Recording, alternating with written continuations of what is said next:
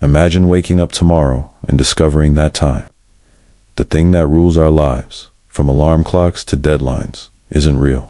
What if past, present, and future all exist simultaneously, and our sense of moving through time is just a trick of human consciousness? Welcome back to Philosophize. Today, we unravel the deepest question of all. What is time, and does it even exist? Long before Einstein bent it with relativity, philosophers pondered whether time flowed like a river or simply existed as a mental construct. The ancient Greeks were divided. Heraclitus believed everything flowed.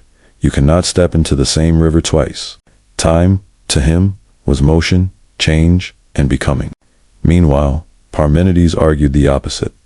Change is an illusion, reality is eternal, and time doesn't move at all. This ancient debate set the stage for thousands of years of intellectual struggle, a struggle that continues today. Fast forward to the 17th century, Isaac Newton declared time was absolute, a universal ticking clock that marched forward for all, unaffected by anything. It was the backdrop upon which the universe unfolded. But then, in the 20th century, Albert Einstein shattered that certainty. His theory of relativity showed time was not fixed, but relative. It bends, stretches, and even slows depending on speed and gravity. An astronaut orbiting Earth ages more slowly than someone on the surface.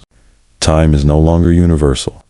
It is woven into the very fabric of space itself. Einstein's discoveries gave rise to a chilling idea: the block universe. In this model, past, present, and future all exist at once. The universe is like a loaf of bread. Every slice represents a moment in time already laid out. We simply experience one slice after another, given the illusion of movement. But if that's true, is free will real? Or are we simply passengers on a cosmic railroad, riding tracks already laid down? Philosophers countered this with presentism, the belief that only the present is real. The past has vanished, and the future does not yet exist. But modern physics keeps complicating this comforting idea. At the quantum level, time gets even stranger. Some interpretations of quantum mechanics suggest time might emerge from entanglement, rather than being fundamental. Others hint that time may not exist at all, just correlations between events. There are experiments where particles seem to influence outcomes backward in time. And in the famous delayed choice experiment, reality itself doesn't seem to decide until after the fact, blurring the line between cause and effect. Of course, there's also the time we feel. Humans sense time passing, but is that objective reality or just brain chemistry? Neuroscience suggests our perception of time is deeply tied to memory and attention. That's why time seems to fly when we're having fun and drag when we're bored. Our consciousness may be the only place where time flows. So what is time?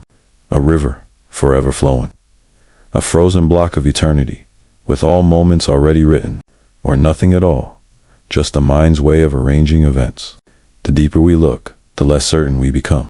Yet, perhaps that's the beauty of it. Time is the great paradox. We live by it, yet we don't understand it.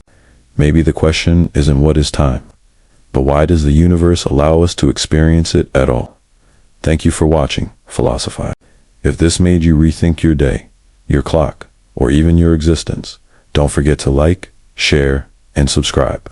And remember, the next moment may already exist, but how you experience it is entirely up to you.